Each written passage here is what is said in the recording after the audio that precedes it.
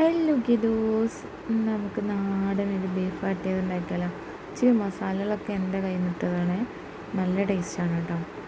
അപ്പോൾ നമ്മളെന്ത് ചെയ്യുക, ഈ കാണുന്നതെല്ലാം ഒന്ന് മിക്സിയിലിട്ട് നന്നായി ഒന്ന് അരച്ചെടുക്കണം കേട്ടോ.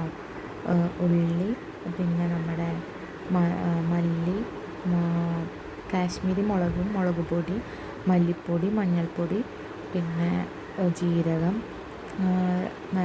നല്ല ജീരകം, പട്ട, പിന്നെ നമ്മുടെ ഏലക്കായ, ഗ്രാമ്പു, ഇതെല്ലാം ഇട്ടിട്ട് നന്നായി ഒന്ന് പേസ്റ്റ് പോലെ അരച്ചെടുക്കണം കേട്ടോ. പിന്നെ ഇഞ്ചിയും വെളുത്തുള്ളി ഇട്ട് നമ്മൾ ബീഫ് കഴുകി വെച്ചുള്ള ബീഫ് നന്നായി മിക്സ് ചെയ്തെടുക്കുക.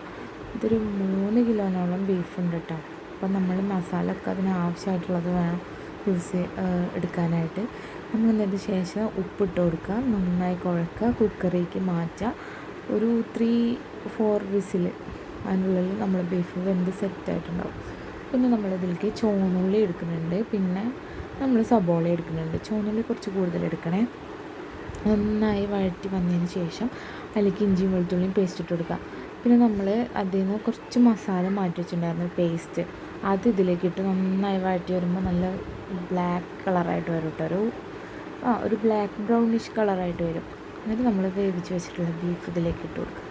എന്നിട്ട് നന്നായി ഇളക്കി മിക്സ് ചെയ്ത് വെക്കുക. എന്നിട്ട് മൂടി വെച്ചിട്ട് നമ്മളതിലേക്ക് കുറേശ്ശെ എന്നിട്ട് കൊടുക്കണം കുരുമുളക് പൊടി, പിന്നെ നല്ല ജീരകം പൊടിച്ചത് ഇട്ടോ, പെരുംജീരകം നല്ല ജീരകം പൊടിച്ചതും കൂടി ഇട്ട് കൊടുക്കുക. നന്നായി ഇതിങ്ങനെ വറ്റുന്നതിനനുസരിച്ച് കുരുമുളക് ഇങ്ങനെ ഇട്ട് കൊടുക്കണേ. എന്നിട്ട് ലാസ്റ്റ് നമ്മളെന്ത് ചെയ്യണം, നന്നായി വരണ്ട് വരും. അപ്പോൾ അതിലേക്ക് കറിവേപ്പിലയും കൂടി കൊണ്ട് ഇട്ട് കൊടുക്കുക. അപ്പം അത്രയേ ഉള്ളൂ. ഇനി വേണമെങ്കിൽ നമുക്ക് കുറച്ച് ഗാർണിഷിനൊക്കെ ആയിട്ട് കുറച്ച് തേങ്ങാക്കൊത്ത് വറുത്തതും ഇതൊക്കെ ആയിട്ട് ഇട്ട് കൊടുക്കുക. ഞാൻ ഇത്രയേ ചെയ്തോളൂ. ഇതന്നെ നല്ല ടേസ്റ്റ് ആട്ടോ. അപ്പം അത്രയേ ഉള്ളൂ. ഓക്കേടാ, ബായ്.